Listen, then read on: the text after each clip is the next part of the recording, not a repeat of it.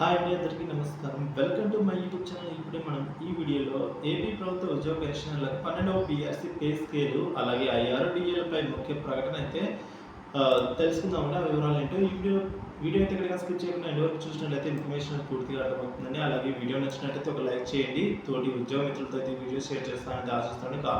ఆలస్యం చేయకుండా మనమైతే వీడియోలోకి వెళ్ళిపోతాం. ఉద్యోగ సమస్యలపై ఐక్య వేదిక చైర్మన్ కేఆర్ నారాయణ గారు అయితే రాష్ట్రంలోని ఉద్యోగులతో ఆత్మాభిమానంతో ఉద్యోగ బాధ్యతల నిర్వహణ, న్యాయ చట్టబద్ధమైన హక్కుల పరిరక్షణకు అయితే 30 సంఘాలతో ఆంధ్రప్రదేశ్ ప్రభుత్వ ఉద్యోగుల సంఘం రాష్ట్ర అధ్యక్షులు కేఆర్ సూర్యనారాయణ గారి నేతృత్వంలో ఐక్య వేదికను ఏర్పాటు చేస్తున్నారండి. రాష్ట్రంలోని ఉద్యోగ ఉపాధ్యాయుల, కార్మిక పెన్షనర్ల, కాంట్రాక్ట్ అవుట్సోర్సింగ్ ఉద్యోగుల దీర్ఘకాలిక అపరిష్కృత సమస్యల పరిష్కారానికి అయితే తార్కిక ఆలోచన, అలాగే మూలాల అన్వేషణ, సమస్య పరిష్కారం అనే దిశతో అయితే నినాదంతో ఐక్య వేదిక అయితే ఏర్పాటైందండి.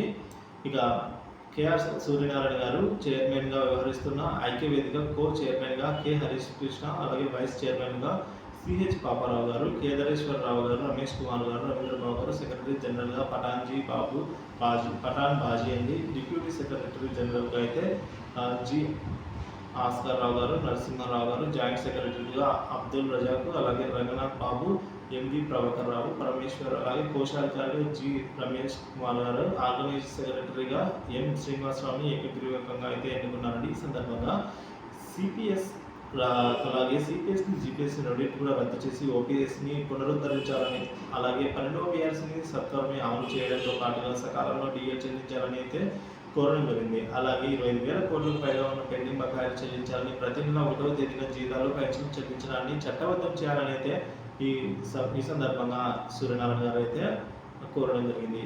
ఇక ఎన్ఎంఆర్ అలాగే కాంటిజెంట్, కాంట్రాక్ట్ అవుట్సోర్సింగ్ ఉద్యోగులను రెగ్యులరైజ్ చేయాలని తదితర 12 డిమాండ్లతో కూడిన తీర్మానం అయితే ఈ సమాజంలో ఆమోదించారండి.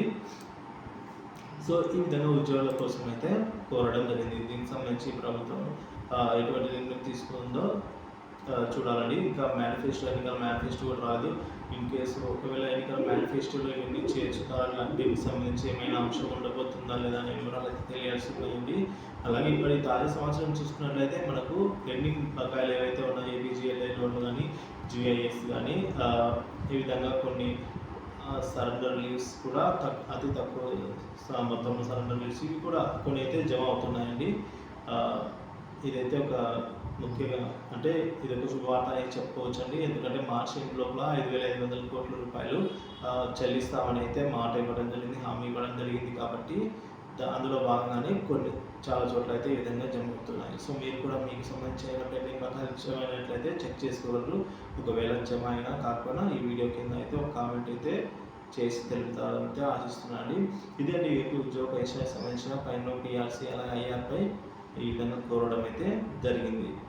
ఇన్ఫర్మేషన్ నచ్చినట్టు వీడియో లైక్ చేసి షేర్ చేయండి. ఇన్ఫర్మేటివ్ వీడియోస్ కోసం మన ఛానల్ సబ్స్క్రైబ్ చేసుకుని తోటి ఉద్యోగ ఎంప్లాయీ మిత్రులతో అయితే ఈ వీడియో షేర్ చేసుకుంటాను ఆశిస్తున్నాను. Thank you for watching this video.